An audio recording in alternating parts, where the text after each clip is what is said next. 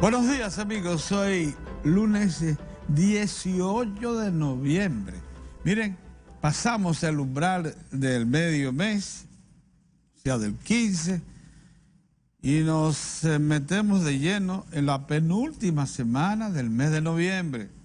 Estamos abandonando a toda marcha el mes de noviembre. Y hoy lunes no debemos dar paso a ningún otro comentario, sino recordar un día como hoy fueron masacrados, asesinados por Ramfi Trujillo en persona en la Hacienda María, los héroes que dieron muerte a Trujillo, su papá, el dictador que tiranizó al país por 31 años consecutivos. Entonces, a esos héroes que cayeron asesinados un día como hoy, en la Hacienda María, de manos directas del propio Ramfi y parte de sus colaboradores más cercanos, a los cuales se invitó a formar parte de esta orgía de sangre.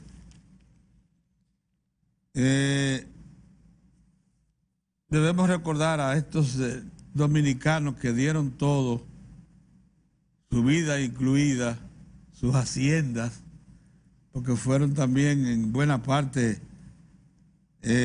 asaltadas a las propiedades, algunas de ellas destruidas, y afectadas, lógicamente, por una acción represiva del gobierno. Ramfi y los demás que le acompañaron, algunos de ellos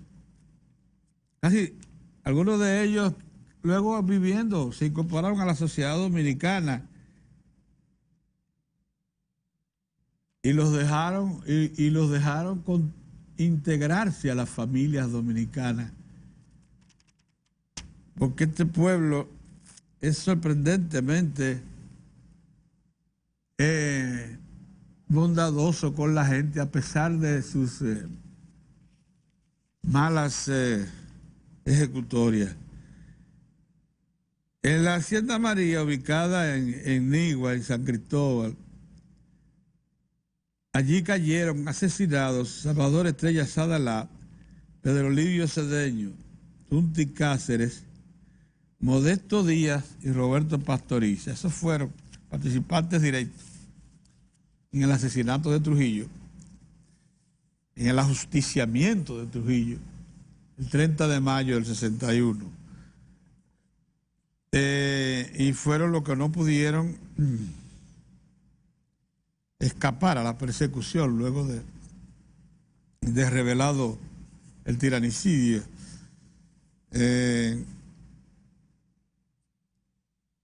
Fueron llevados a la Hacienda María y allí vilmente ejecutados. Por eso que están ahí, pechitos. Ramfi a la cabeza. Ramfi fue el que realmente ejecutó y obligó a los otros a disparar como forma de compromiso a los que estaban ahí, a sus compañeros de juergas. De todas formas, nosotros tenemos que recordar siempre, no dejar pasar, como parece que la prensa dominicana ha permitido, que no lo refiere como siempre lo hace todos los años, en primera plana. La mayoría de los periódicos que hemos chequeado no lo tienen. Es un acto, yo diría, irresponsable con la historia. Miren, este fin de semana nos correspondió a miembros del equipo de Diario de Cuatro y del equipo mediático acompañar a periodistas de varios medios para ir a recibir el informe de los resultados allá en la Romana, en Punta Cana, de la reunión del FMI con Centroamérica, Panamá y República Dominicana. Y también los resultados de la 16ª Conferencia Regional Centroamérica, Panamá y República Dominicana sobre temas de mucha actualidad. El gobernador del Banco Central, que fue el anfitrión principal, estaba allí también el superintendente de bancos y otros ejecutivos del sistema financiero dominicano, dio a conocer en una rueda de prensa un resumen de lo que fue esta reunión importante a la que asistieron ejecutivos de la categoría del Ravi Balakrishnan, que es el jefe de división para Centroamérica del Fondo Monetario Internacional, así como también Ricardo Warner, que es el responsable de Occidente de todas las actividades del Fondo Monetario Internacional, economistas de primera línea. Estos señores y muchos más que expertos también en otras disciplinas del sistema monetario y financiero. Pero don Héctor Valdés, en una rueda de prensa con medios locales e internacionales, dio a conocer un resumen de las conferencias. Fueron 2 días de trabajo muy intensos. Y se intercambiaron experiencias entre ejecutivos del bancos centrales de toda la región, y se invitó incluso a conocer algunas muy particulares referidas a Perú y a Chile. Lo de Perú, y esta sí quisiera prestarle mucha atención, porque es una pena que eventos de esta naturaleza, que nos pueden servir de orientación y de información básica para posibles tomas de decisiones de políticas monetarias y financieras, no se divulguen lo suficiente y no se pongan en contacto con toda la comunidad económico-financiera vía los medios de comunicación, porque estamos en campaña, simplemente en campaña política. Cuando eso acontece es muy difícil entonces que podamos sacar el mayor provecho. De todas formas, oigan esto, uno de los aspectos que reveló el gobernador del Banco Central. En Perú se produjo una decisión, una acción específica de las autoridades monetarias y financieras para afrontar el problema que tiene la dolarización en la región y cómo esa dolarización puede ser una limitante adicional para una ejecución eficaz de la política monetaria. Se analizaron casos exitosos como el del Banco Central de Perú, que logró reducir el grado de dolarización de su economía a través del esquema de metas de inflación, que le permitió anclar las expectativas de los agentes económicos y aumentar la credibilidad en la política monetaria. Ahí está el señor Warner, una verdadera autoridad, quien, por cierto, en conversación personal con nosotros, destacó la solidez y la eficiencia del modelo de desarrollo dominicano. Pero bueno, lo que quiero decir con respecto a este asunto de la dolarización es lo siguiente. Ustedes se acuerdan que casi por una década economistas de primera línea en el país estuvieron sugiriendo que la economía dominicana se dolarizara, o sea, que abandonáramos el peso como moneda de circulación nacional y adoptáramos el dólar. Incluso dijeron que la decisión tomada por Perú en ese propósito, y más luego imitada por El Salvador, le había permitido a ambas naciones, no, por Perú, no, por Ecuador, y luego por El Salvador, le había permitido a ambas naciones, Ecuador y El Salvador, liberarse de lo que había sido una historia persistente de inflación, de falta de control del valor de su moneda básica, y que esa era la manera como se podía someter a control el sistema de precios, comenzando por la moneda nacional de circulación y por el principal precio, que es el de la moneda, porque eso influiría en todo el sistema de precios del país. Bueno, pues miren, eso que fue una prédica, que fue una presión, y que de manera inteligente nuestras autoridades le daban de lado cada vez que podían, se ha demostrado que ha venido a ser ahora una limitante. La dolarización, la acumulación de reservas en dólares, más allá de los recomendados,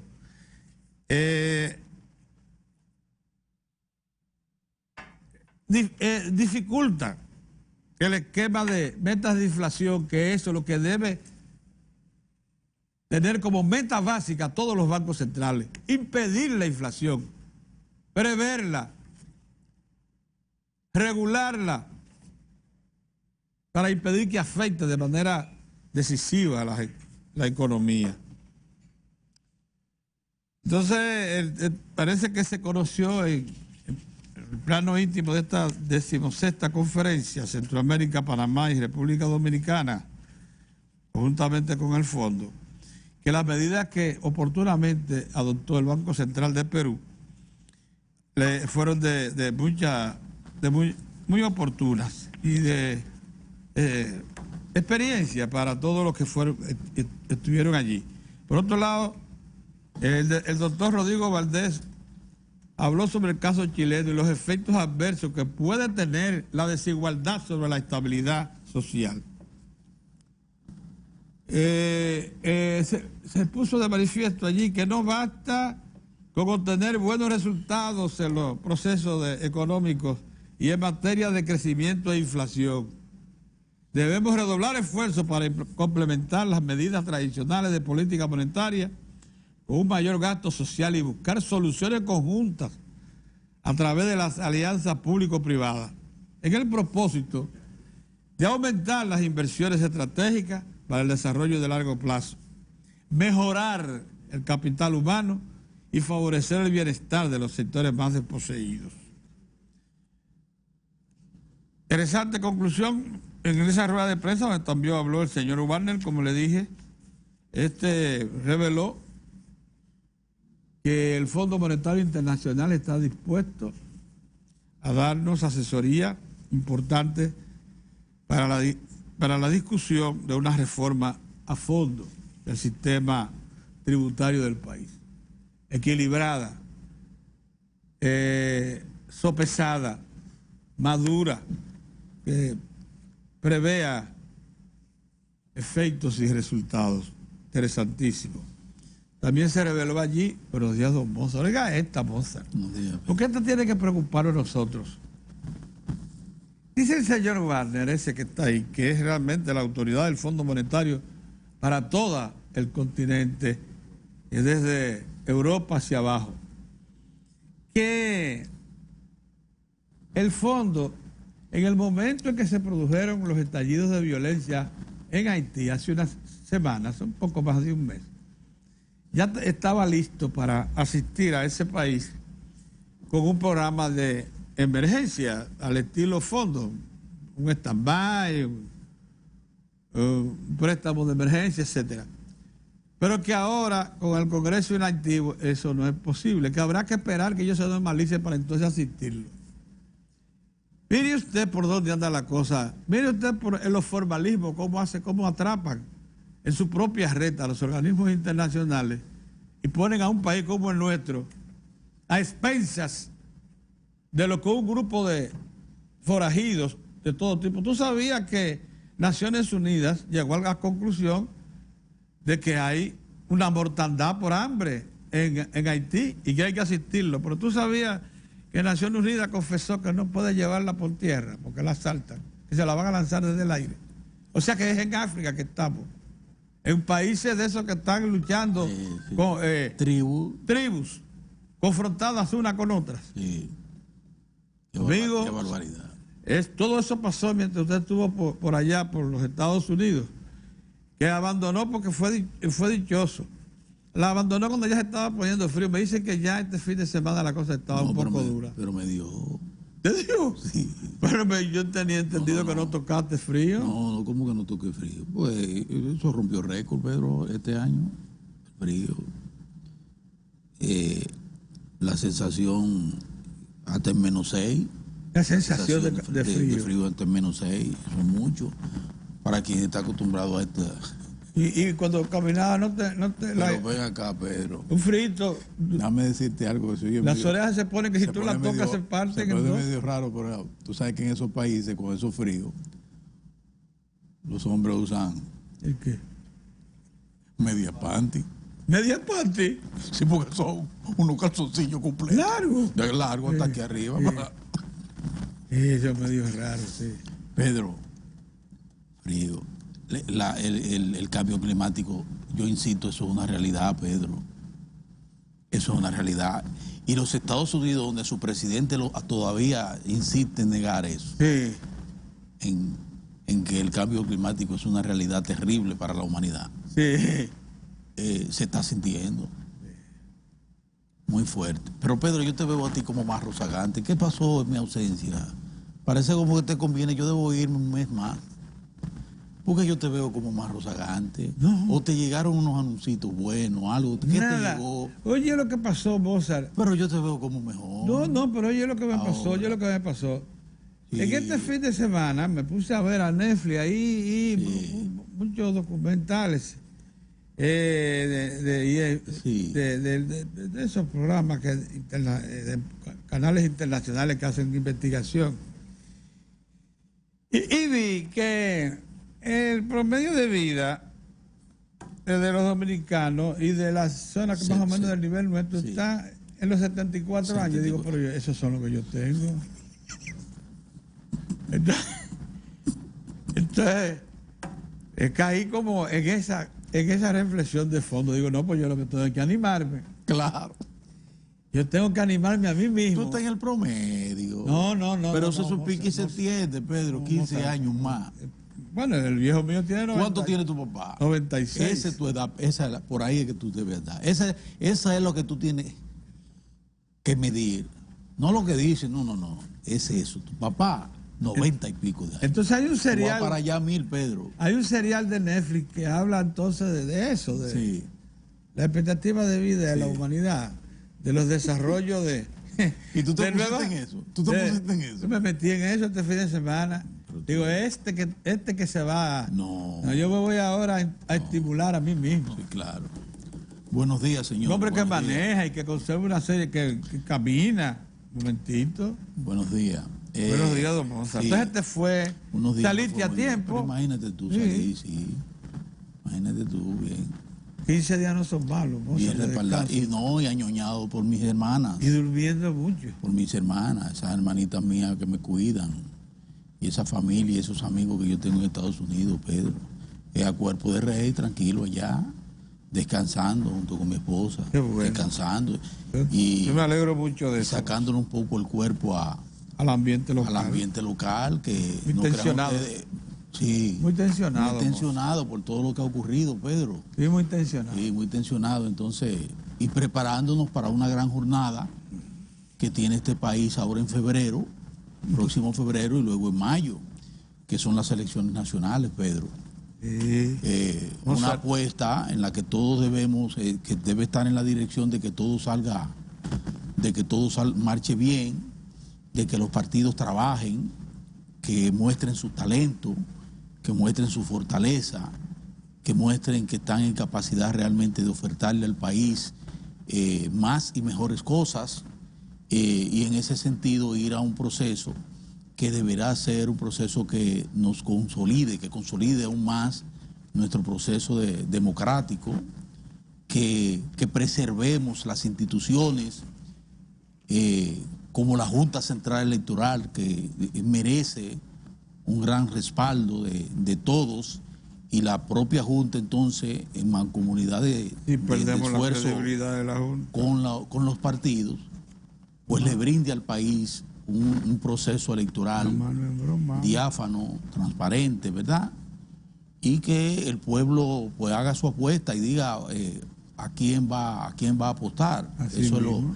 Eso es lo más importante. Pero mientras el hacha va y viene, Pedro, seguí con mucha atención el tema de la economía, que es el principio para todos de lo que debe ser el desarrollo, el desempeño de un país depende básica y fundamentalmente de su economía. Y nosotros felizmente, colocándonos y mirando, chequeando a nuestro alrededor el entorno, pues todavía tenemos el banderín de la efectividad, de la eficiencia y de un desempeño que nos honra.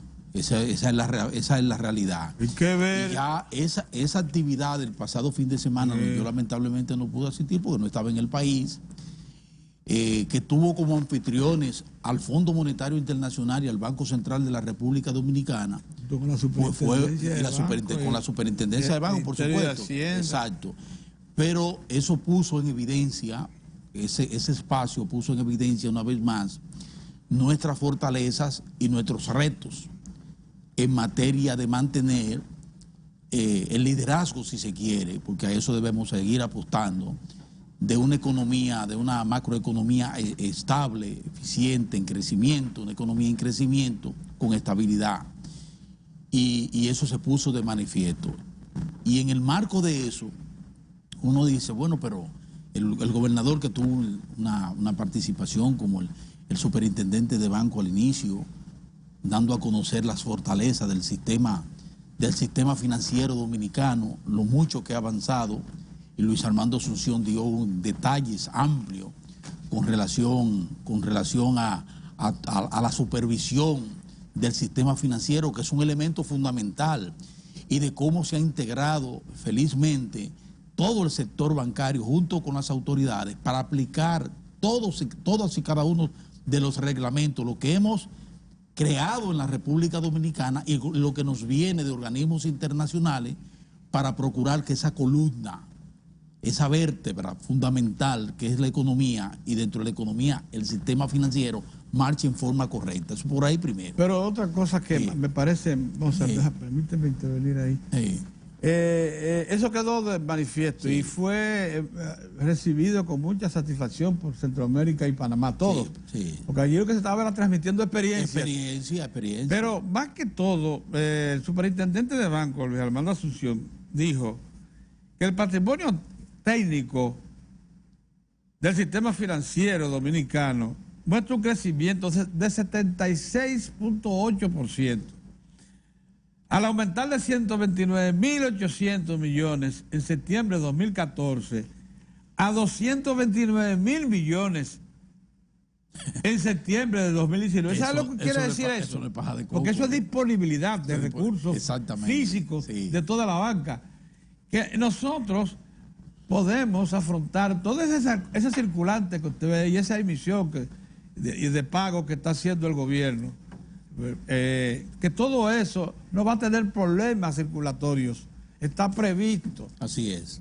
Porque los bancos disponen de esos recursos físicos para poder soportar que se gire contra ellos cantidades importantes de... Entonces, fíjense una cosa, dinero. Precisamente en ese foro se volvió a tomar, se volvió a colocar sobre la mesa de las discusiones del país en materia de desempeño, que, por ejemplo, la semana pasada, la CEPAL, y eso lo refería el gobernador del Banco Central, la CEPAL no dio buenas noticias para América Latina. O sea, América Latina tiene una situación compleja, peligrosa, delicada, porque la tendencia es a seguir reduciendo el crecimiento de la economía general de la región, contrario a la República Dominicana, que la propia CEPAL la sigue situando con un robusto 5%, que es más o menos el promedio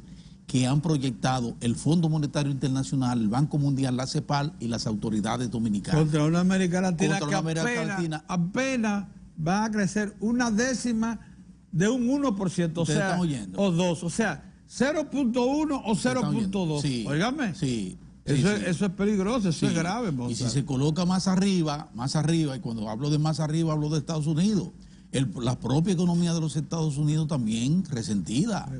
de alguna notaciones manera. Ya de... Sí, resentida, con una reducción también importante en las proyecciones de crecimiento de ese gran coloso que son los Estados Unidos de América. Entonces, en ese sentido, vale la pena resaltar eso. Pero fíjense que ahí también se dio a conocer el informe y por eso digo, y qué bueno que tú lo citaras, Pedro, que no tan solo es crecer y que las economías crezcan, sino que tiene que estar el componente de impacto social de ese crecimiento, que ese crecimiento se sienta en el cuerpo social de las naciones. Exacto. Y en ese sentido también la República Dominicana ha tenido un buen desempeño. No estoy diciendo, ni lo dicen las autoridades, ni lo dice el Banco Mundial, ni lo dice nadie, que somos la tacita y que esto es la panacea, la República Dominicana. Lo que estoy diciendo es que en el marco de esa preocupación legítima, muy real, de que no solo basta con ver una economía crecer, sino que hay que tener un mayor empeño en que ese crecimiento impacte socialmente el cuerpo social del país, o sea, que le llegue a todo el mundo. La República Dominicana también ha hecho avances importantes en esa dirección. Y es cuando se habla de los niveles de pobreza, de cómo se han reducido en el país en forma considerable, ¿verdad? De la misma manera, la creación de empleo, que es otro componente importante, y de otra manera también el poder adquisitivo de la población a través de los salarios, donde se han hecho esfuerzos mínimos en la República Dominicana, pero en efecto se han hecho. Pero algo más reciente, Pedro, que tiene también que ver mucho con esto es, y yo pienso que vale la pena ponderar, son los niveles de transparencia en función de la fiscalidad en la República Dominicana, que ese es otro componente muy importante a la hora de evaluar el desempeño de las economías, porque entidades, por ejemplo, como Hacienda, como la Dirección de Impuestos Internos, la Dirección General de Aduana, han implementado políticas internas en el país que van en función de lo que es un requerimiento mundial, que es darle niveles de transparencia al proceso, a toda la estructura fiscal de la República Dominicana, para con ello eficientizar todo el mecanismo recaudador del Estado, de un Estado que, insistimos, es un Estado muy pobre. El nuestro es un Estado pobre, tan pobre que en el mismo promedio de esa misma América Latina, que está tan disminuida en su crecimiento económico, y nosotros, sin embargo, con un robusto 5%, y que logramos un 7% al final del año pasado, sin embargo, esa misma República Dominicana se mantiene muy por debajo del promedio de la presión fiscal, lo que quiere decir que es uno de los estados que está en menos condiciones de dar respuesta a las necesidades de su población porque no recauda lo suficiente. Mientras la mayoría de esas naciones que, insisto, están muy por debajo en su crecimiento, tienen una presión fiscal que ronda el 18% promedio, el de la República Dominicana apenas alcanza un 15%. O sea, fíjense cómo se dan esa disparidad en la situación de lo que es toda la estructura económica de la República Dominicana. Pero por otro lado también hay un informe. Que a pesar de los efectos que eso tiene para reducir el campo de acción en políticas públicas del Estado, hay que reconocer que tampoco hemos improvisado reformas que no se correspondan con la necesidad de mantener la sanidad de la economía, del cuerpo económico. Por eso fue muy importante lo que se reveló y lo que dijeron las autoridades del Fondo Monetario Internacional allá en Bávaro, en Punta Cana, de que el fondo estaba creando una comisión especial para asistir al gobierno dominicano y ayudarlo en lo que es el planeamiento y ejecución de la reforma. Así es. Que va a venir. Muy bien. Que se ha anunciado. Que tiene que venir. Que el gobierno ha querido improvisar. Que tiene que venir. Que el gobierno, yo creo que ha sido un paso muy inteligente del gobierno. El gobierno ha sido cauto con esto. Ha sido cauto. Y lo que ha hecho es mejorar en lo que puede su sistema recaudatorio. Sí, lo ha ido mejorando. Porque la evasión es muy alta todavía. Pero eso no quiere decir que no tengamos la necesidad ya perentoria de acudir a una reforma que debe ser con mucho cuidado. Y es bueno que esos organismos internacionales se interesen y nos presten asistencia. Eso es importante. Para entonces ver de qué manera nosotros cumplimos con una obligación, porque la reforma fiscal, el pacto fiscal, forma parte, Pedro, de un mandato. Nosotros tenemos que abocarnos a un pacto fiscal como nos comprometimos al pacto de la educación y como nos comprometimos al pacto. Donde se aprobó la ley eléctrico, de estrategia de desarrollo. Con la estrategia de desarrollo. O sea, está dispuesto en una ley. Eso está dispuesto, o sea, no se está inventando nada. Entonces, pero quería decir también que, Pedro, me satisface mucho que la industria dominicana sigue abriéndose espacio. O sea, hay un buen ambiente para la inversión en la industria. Hay un índice de la industria que lo marca, que marca muy bien. Yo tengo aquí. La que ellos mencionaron. Aquí está. Que un 56% de cosas de cara baja. No, señor. Todo índice que esté por encima de un 50 es bueno. Y ese es el índice de actividad industrial que hay en el país. Yo no sé si ustedes se acuerdan, casi un tiempo. No. Mira, aquí dice, el índice de confianza industrial en la República Dominicana, de confianza industrial, ha estado en crecimiento constante durante todo el año. En el primer trimestre, que fue de 57.9, trimestre enero-marzo, aumentó a 58.1 en abril-junio y volvió a aumentar a 58.3 en el periodo julio-septiembre.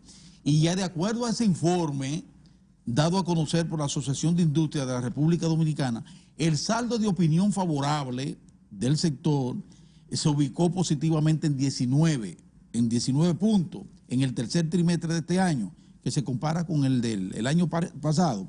Y las expectativas de producción en el sector para el cuarto trimestre, o sea, para ya terminar el año, se colocó en 21, lo que implica un probable crecimiento de la producción industrial de la República Dominicana, que a mí me parece un señalamiento. De la manufactura para el mercado interno. Manufactura para el mercado interno, exactamente. Sí. Eso es muy importante. Eso es muy importante. La industria es básica, es fundamental para nosotros. Bueno, eso es en el ambiente, en el ambiente de la economía, que como les digo, con ese foro, pues recibió también de recordatorio para ver que nosotros seguimos con un buen desempeño, pero que tenemos retos. Y el principal reto es mantener lo que hemos mantenido, la estabilidad de precio y el crecimiento de la economía. Tratar de mantenernos alrededor o por encima de un 5%, ¿verdad? Y entonces ver cómo nosotros seguimos avanzando en esa dirección. Entonces, finalmente, mira, en la reunión esa de Punta Cana, en la 16ª conferencia centroamericana, Panamá y República Dominicana, se dio a conocer lo siguiente. El 90% de las economías del mundo están en un proceso de desaceleración en este momento. Es un contexto en el que las tasas de interés a largo plazo son más bajas y los espacios fiscales son más limitados. Entonces, dice el gobernador del Banco Central destacaba que, mira, ha sido buena esta interconexión que hay. Este es un órgano de Fondo Monetario, de Centroamérica, Panamá y República Dominicana, que mantienen un contacto permanente para ellos y de intercambio de información para ellos poder accionar. Dice que por esa razón, muchos de los bancos centrales de la zona han implementado con éxito medidas no tradicionales como los programas de flexibilización monetaria a través de la liberación de recursos del encaje y la provisión de liquidez a las entidades financieras a través de compra de títulos valores en el mercado secundario para dinamizar el consumo y la inversión privada. Eso ha mejorado en los últimos años. Ante la complejidad de los retos que enfrentamos, debemos continuar explotando este tipo de políticas no convencionales, el mercado porque no lo son, para salvaguardar la estabilidad macroeconómica de nuestro país. O sea, que buena parte de las acciones que usted ha visto que ha puesto en marcha el Banco Central de República Dominicana, como aquellas que se adelantaron en agosto, cuando se vio venir que el segundo trimestre registró ciertas señales de recesivas, sí. Entonces, eso forma parte de una acción de seguimiento de la región, que no se va a dejar atrapar por esta situación. Claro que no. Pero miren, entonces, déjame darle un repasito porque a la política, porque como inicié, como les decía, tenemos el gran reto ahí de febrero y de mayo, y eso es importante. Ese cierra el plazo de las alianzas. Y entonces, durante este fin de semana hubo actividades muy importantes, porque comienzan a cerrarse los ciclos y los límites en campaña que están en la propia ley electoral. Por ejemplo, ayer concluye hoy ya. Hoy el cierre, el plazo de las alianzas. Para las alianzas municipales, en la municipalidad. Sí. Por ejemplo, fíjense que el país ha estado observando la conformación de dos grandes bloques. Un bloque opositor y un bloque oficialista. Uno encabezado por el PRM, con el señor Luis Abinader, que es el candidato, y otro encabezado por el Partido de la Liberación Dominicana y Gonzalo Castillo, que es el candidato del Partido de la Liberación Dominicana. Y entonces está bien interesante el panorama, sobre todo para los analistas políticos. Es un buen cultivo para ver cómo ellos proyectan la situación en el país. Ahora con la incorporación de la Fuerza del Pueblo, el PRCC, si entonces se instituye un tercer bloque. No, son dos bloques, Pedro, son dos bloques. Pero no, las elecciones se van a dividir en tres grandes proyecciones. Porque no, hombre, no, va a haber dos candidatos, va a haber un candidato de la oposición donde va a estar integrada la Fuerza del Pueblo, junto con Abinader, con el PRM, junto con otras fuerzas aliadas. Eso no es lo que se está registrando. Y del otro lado va a estar el bloque encabezado por el PLD. Eso no es, se está registrando en tres opciones. Se va a dividir en tres. Pedrito, deja de soñar. Hay una alianza, miren, hay una alianza. El PRM acogió a la Fuerza del Pueblo, que es la que encabeza el doctor Leonel Fernández, para una alianza. Una alianza que ha traído, como era de esperar, determinada resistencia al interior del propio PRM, porque ven en Leonel Fernández, oye, no es cualquier cosa, ¿verdad? Él es presidente de la República, es un líder nacional, el doctor Leonel Fernández, y entonces al incorporarse ahí, lo primero que hicieron fue la gente del PRM, y de eso se ocupó Luis Abinader ayer, es decir, no, pero esto es mientras tanto. Eso es un tente ahí, porque lo que se busca es sumar fuerza para desplazar al PLD, y ahí caben todos. Es lo que se ha dicho, niveles de resistencia que llegaron a tocar incluso a la secretaria general del Partido Revolucionario Moderno, que manifestó su desacuerdo con eso, porque ella dice que éticamente no pueden ellos incorporar a gente que ellos han cuestionado todo el tiempo, en obvia referencia. Su papá la reorientó. Está bien, pero estoy diciendo, su papá la reorientó, pero lo que ella está diciendo, ella hizo un severo cuestionamiento al presidente Leonel Fernández y a su gente, a su equipo, porque entienden que ellos son gente que pero el acuerdo se dio. Se dio el acuerdo, pero hay una resistencia, como la hay también en el PTD, que insiste, y veo hoy un espacio pagado en todos los periódicos, que insiste también en cuestionar el proceso que se dio para el cambio de nombre del Partido de los Trabajadores Dominicanos a la Fuerza del Pueblo. O sea, hay una situación ahí interna en el bloque que encabeza el Partido Revolucionario Moderno frente a un Partido de la Liberación Dominicana que yo pienso que la oposición no le ha sacado todo el provecho, o no le sacó todo el provecho a la situación que se dio en el Partido de la Liberación Dominicana en un principio, con la salida, con el desprendimiento de Leonel Fernández y parte de su equipo, que salió y se fue y creó, no le sacaron el mayor provecho, porque ahora lo que vemos es a un Partido de la Liberación Dominicana que en muchos años nadie veía tan activo, yo digo incluso hiperactivo a nivel nacional. Se está movilizando, se están reorganizando. Fíjense que ya los organismos se reúnen de una forma increíble, no se reunían nunca. Ahora se están reuniendo prácticamente toda la semana.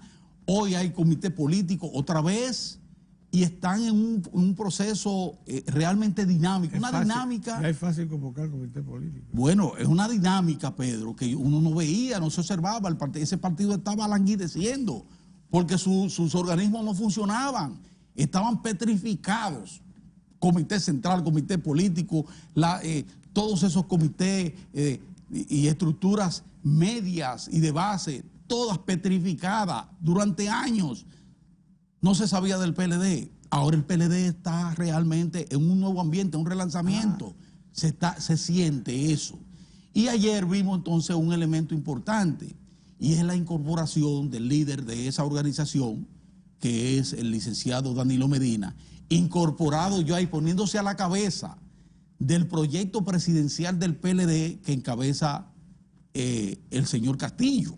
Y ahora están ellos ahí. Ayer dieron una gran demostración en esa gran provincia de La Vega, con la presencia del presidente Danilo Medina. Yo pienso que, y por otro lado, concomitantemente, mientras eso ocurría ahí, el doctor Leonel Fernández estaba con su equipo trabajando también, haciendo advertencia con lo que es su norte, que es un nivel de cuestionamiento al sistema de votación, y él ha seguido con ese discurso. Y por otro lado, Luis Abinader primero aclarando, porque se le ha creado una situación interna que es incómoda, aclarando que no, que el discurso moral, que el discurso de persecución a la corrupción y todo, que eso va a continuar, pero que ellos ahora lo que necesitan es sumar votos para sacar al PLD del poder. Y yo pienso que eso es en el marco de lo que es la política, sobre todo, como se hace aquí, es legítimo que se planteen ese tipo de cosas. Es la única manera que puede llegar al poder. Es la única manera que puede llegar al poder. Sumando fuerza, Pedro. Entonces, es interesante el panorama. Ahora, ¿qué digo yo? Viendo toda esta dinámica tan interesante, que en algún momento veremos mucha gente caravanear. Hay que caravanear.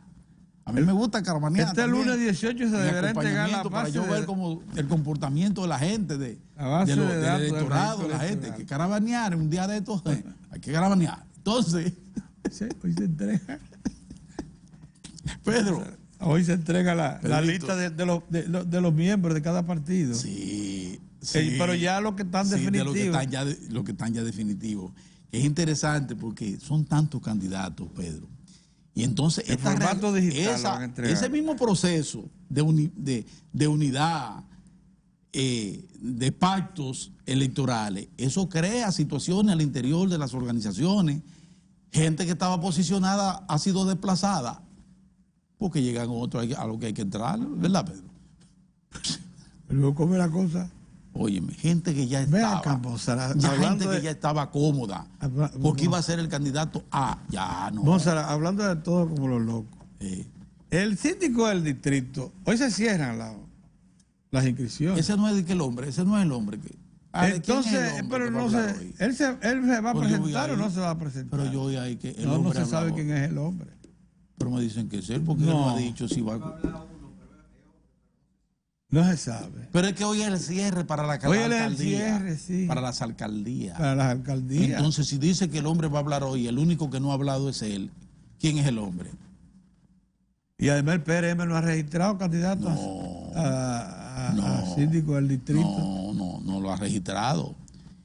Entonces viene el hijo. Y Domingo Contreras va a un buen desempeño, está fajado, está tirado en la calle del medio. Te voy a decir una cosa, si es por el diario de 4, nosotros nos vamos por Domingo. Pero no es que sea por Domingo Contreras, si es bueno. Es bueno. Ese ha sido nuestro aliado. Es bueno. Además tiene capacidad, experiencia. Nuestro aliado, sí. Ahí, bueno, Domingo. Pero además ha interpretado correctamente, porque fíjate, Diario de 4 tiene algunas líneas de acción que le son características, y una de ellas es el desarrollo municipal, siempre lo hemos defendido mucho. Claro que sí. Y también el mejoramiento del entorno de los municipios, y en particular el del Gran Santo Domingo, donde él ha sido sin duda alguna un aportante al estudio, reflexión como Abel en Santiago, y propuesta de soluciones. Como Abel en Santiago. Abel casi es una línea en Santiago. Abel en Santiago, sí. Sí. Son gente que han hecho su trabajo. Por supuesto. Mira, que sí. que te iba a decir, por el hijo de Leonel, Omar Fernández, Sí. dijo que también hoy anuncia cuál va a ser su destino. ¿Quién? Anunció que, Pero que va a ser candidato presidencial. Que él va a definir hoy su carrera, lo que él pretende en la política. Eso es, hoy, ese joven. Bueno, pero bienvenidos sean entonces esos muchachos jóvenes Mozart con nuevos bríos. Pero va a la candidatura del distrito. Yo no sé, no tengo idea. ¿Tú no sabes de eso? No tengo idea. ¿Tú no tienes información? Bauta viene para acá, hoy. Nuestro invitado de hoy es Bauta Rojas Gómez. Bauta puede informar. Ese no puede dar orientación. No, él no le va a matar el gallo en la funda, él tiene que dejar. No, pero Bauta con nosotros que el joven diga. no puede guardar información básica. Bauta no nos puede guardar información básica que necesitemos. Bueno. Mira, don Héctor Tineo está por ahí. Entonces, don Héctor viene todos los días. Después de usted fuiste, él sin embargo se reincorporó. Yo no sé por qué. Pues yo tendré que irme otra vez. Eso es lo que estás sugiriendo tú, que yo no me voy. Esto comparte conmigo. Llega tarde, pero seguro. Pero bueno, acá. Pero viene. Pero esa boquita. Vamos a una pausa y volvemos. Sí.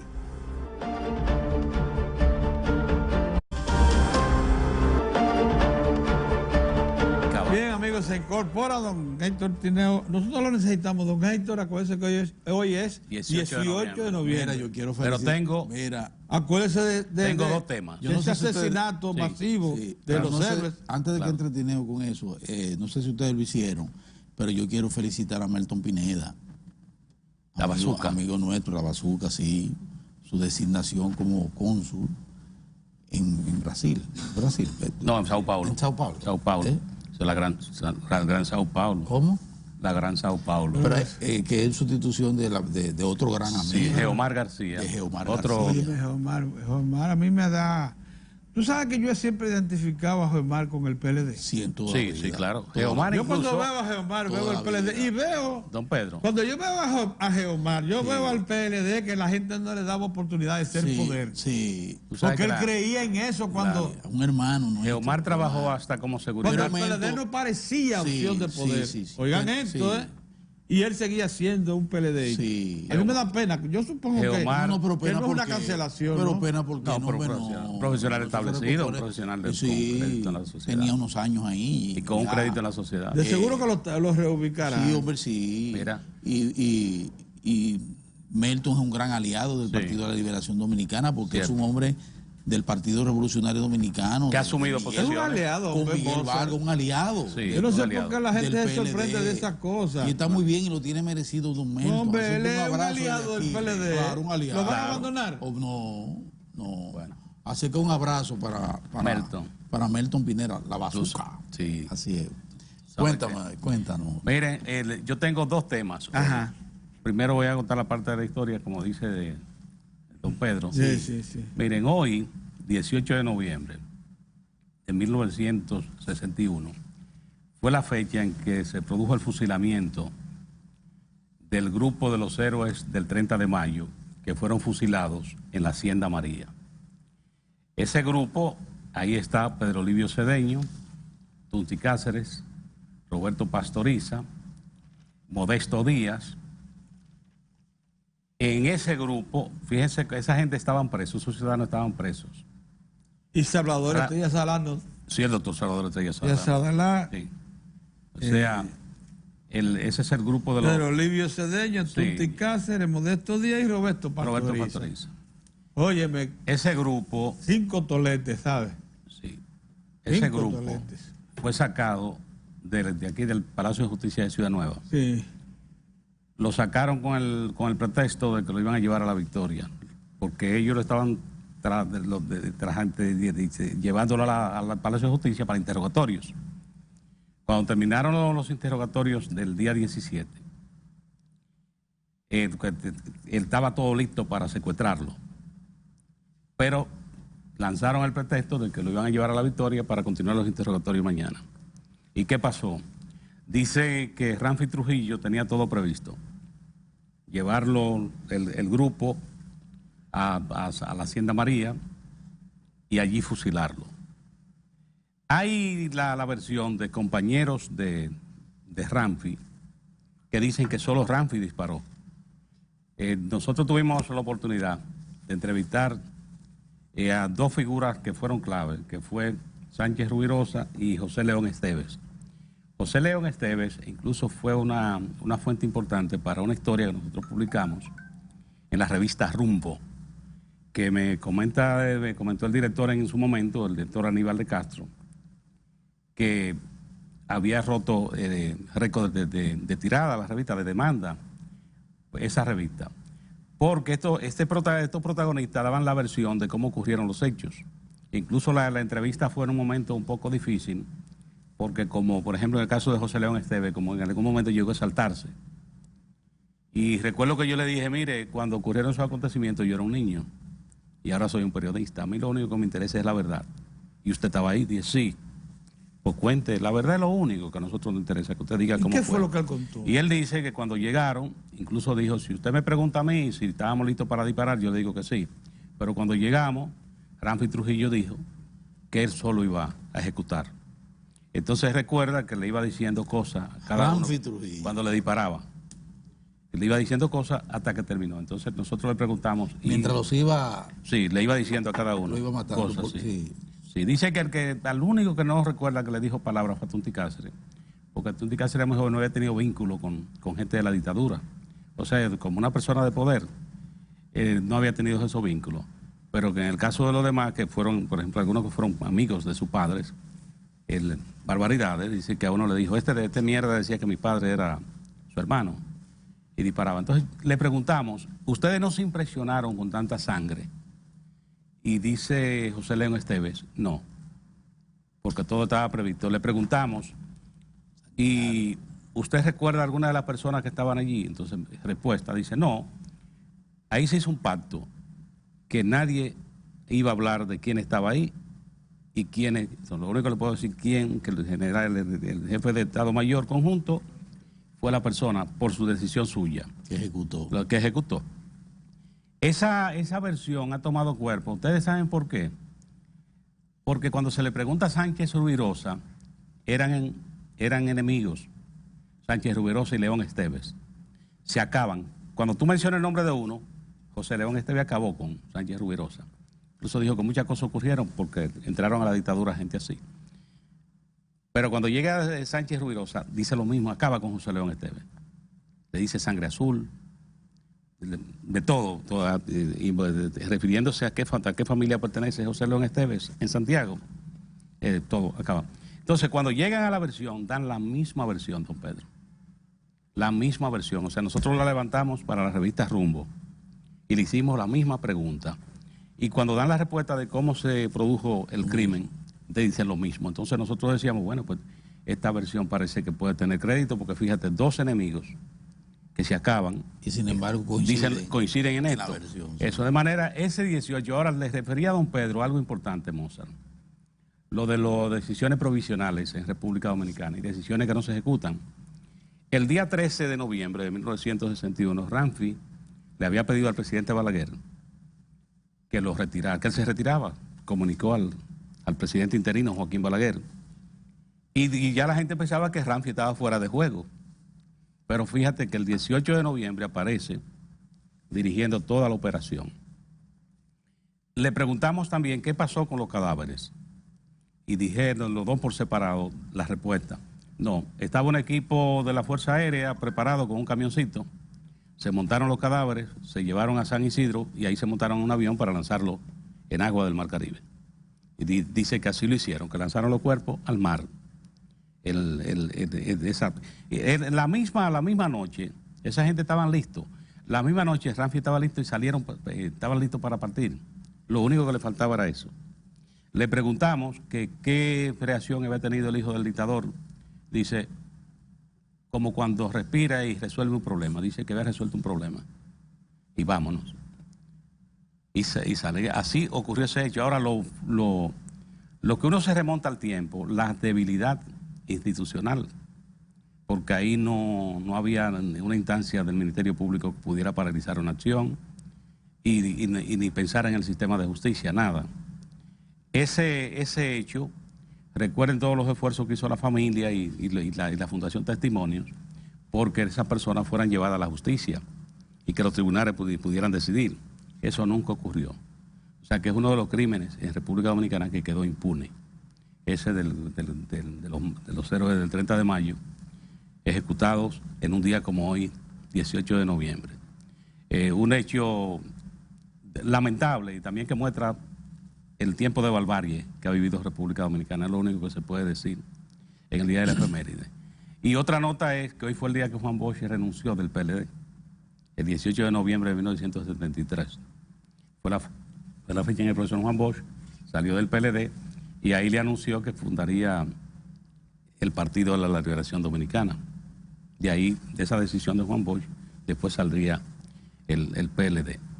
Y mi segundo tema, como le explicaba a don Pedro en el principio, es, señores, ayer ya averigüé, ustedes no han tocado ese tema, porque no quería coincidir, si lo hubiesen tocado ya no lo toco, pero creo que es un acontecimiento importante.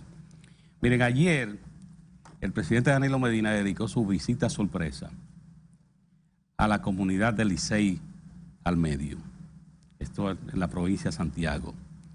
Licey al Medio de niño, lo recuerdo por esa guerra que se produjo en dos familias, que una de las familias era muy amiga de mi familia, los Hernández eran muy amigos de mi familia, y los Cabrera, esos fueron dos familias que se acabaron el Licey. Y eso de niños, o sea, yo recuerdo esas imágenes. Recuerdo incluso uno de esos pleitos que hubo que pedir ayuda a la policía de La Vega, a la policía de Moca, porque la policía de Santiago no podía enfrentar lo que había ocurrido. ¿Cómo la cosa? No me digas. Ese día recuerdo mataron 7 personas. Apuñaladas. Eran unos pleitos, sí, entre dos familias que se acabaron. Eso fue doloroso. Cada cierto tiempo se producían esos enfrentamientos y esas dos familias prácticamente, o sea, se afectaron mucho. Pero ¿qué recuerdo del Licey?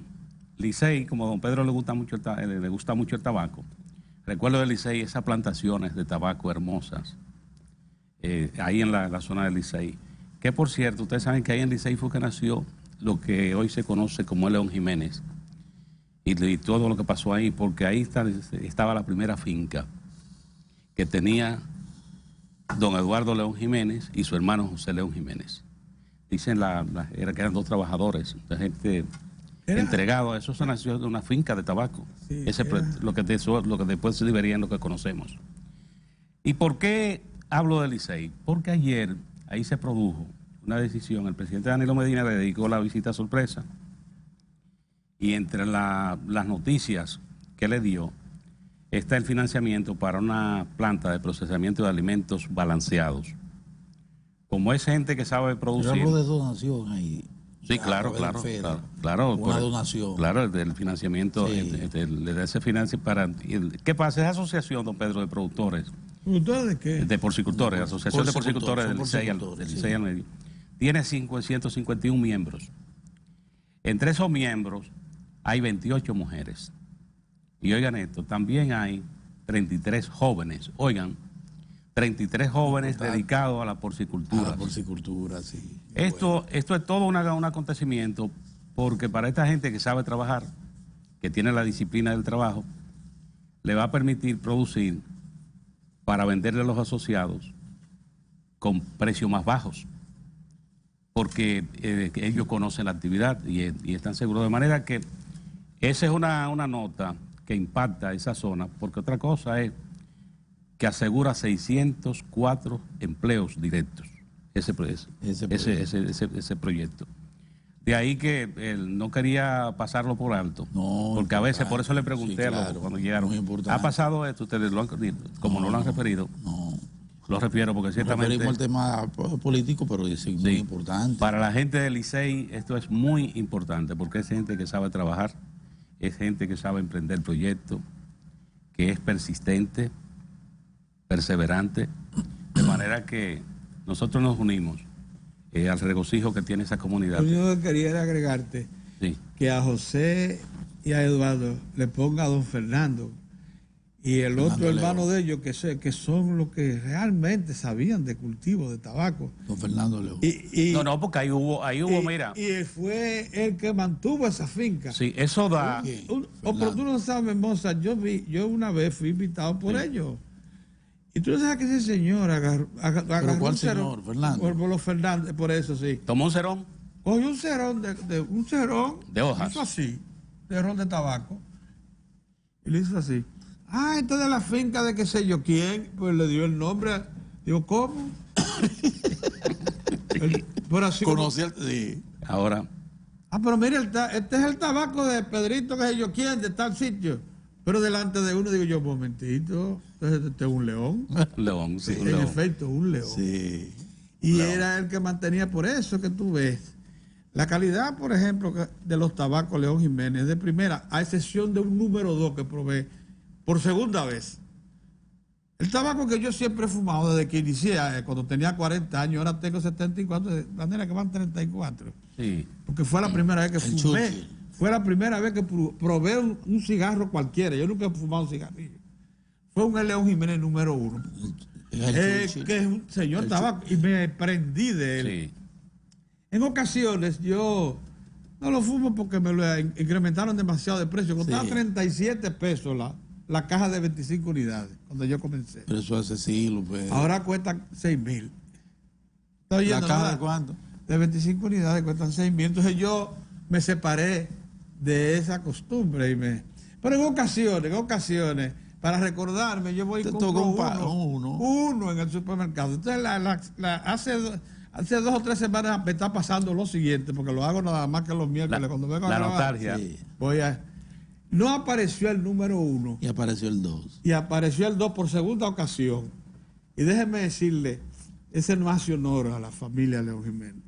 Bueno. El número 1, pues cuidado el número 2. Cuidado si no. Porque probé de nuevo el número 1, lo salí a buscar. Digo, no puede ser que haya deterioro. No. El número 1 sigue manteniendo su calidad. No, eso es un enojo tuyo. Y el 2, porque no encontró por segunda vez, ya le está marchando. Encontré que no tiene la calidad. Pero es una cosa rara, perdóname. Es raro. Porque conozco la marca. Es más cortito este. No, es un poquito más fino. Porque es 2. Hay 2, 3, 4, hay hasta 5. Sí, Churchill. Entonces el 1 es el más grueso. El grueso, sí. Entonces, mira, ese no guarda relación. Yo le llamo la atención. Yo lo llamo. ¿Sabes por qué? Porque es sorprendente como la calidad de los tabacos que tienen más de 100 años para haciendo tabaco, esa familia. Sí, claro. Mantienen. Además, el tremendo mercado que tienen en Europa. En Europa se ve el cigarro de León Jiménez por todas partes. Sí. Y en los Estados Unidos. Y una política de producción de los orígenes. Una señora empresa, Una política de los orígenes. Se hable de exportación por unidad, probablemente esté compitiendo con todos los grandes. Por marcas, ¿no? Sí. Con Davidoff, con lo que se hace en Tabacalera de García. Muy bueno, Pedro. Con los monos. El que nosotros fumamos. Y recordar. Sí, pero nosotros tenemos uno, y yo tenemos uno. Pero de nuestro amigo José. A 2,000 pesos. Que yo llevé y pagamos lo mismo 2,000 del 2000. Ese es mi amigo José. Tengo 20 años pagando. Sí, pero yo llevé de regalo. Es el que produce mi amigo José. Yo llevé de regalo. Le brincaron la tablita también. El Galeano, yo llevé de regalo ahora a Nueva York. Le brincaron la tablita. A unos amigos que son fumadores. Pedro, mira. ¿Qué te dijeron? Encantado. Te brincaron la tablita. Y eso no nos lo incrementan el precio desde hace más de 10 años. Con ese puro, el Galeano. Le brincaron la tablita a José a ustedes. El Galeano. Sí. Claro, porque nos puso la cosa demasiado cara. No, Tú no puedes incrementar. Hay que hablar con José. Demasiado caro. Se nos fueron de las manos. Sí. Ahora que hablamos, ahora que hablamos de Galeano, suave, bueno. Ahora que hemos referido en la nota histórica que hemos mencionado el tabaco, hay que saludar a don José León, que es el de la familia León, el que está Sí, claro, en el frente, sí, por supuesto. De los hermanos es el que queda. Una gran familia. Saludos. De muchos aportes a este país. Y un hombre de una gran sensibilidad. No, y promotor de la cultura, promotor de los deportes, promotor de iniciativas de desarrollo. Esa emisora, Pedro, es una exquisitez. De manera que la familia León. Para los que hoy disfrutan del local del Sindicato Nacional de Periodistas Profesionales, que ahora se llama Colegio Dominicano. Eso lo conseguiste tú con él. De periodistas. Don José León que tenía alquilado ese local, porque era la antigua representación de Venezuela en la feria ganadera, Feria de la Paz, sí. Feria ganadera, no, en la Feria de la Paz y la confraternidad del mundo libre. La dictadura. Eso lo tenía la empresa León Jiménez alquilado al ayuntamiento. Cuando se iban a mudar, como yo frecuentaba mucho a José y era secretario general del sindicato de periodistas en ese momento, José me comenzó, mira, pero nosotros nos vamos a mudar. Digo, ¿cómo? Y eso, no, nos vamos para la que hoy 27 de febrero. Digo, ¿y qué usted va a hacer? No, nosotros vamos a entregar este local. Digo, pero nosotros no tenemos local.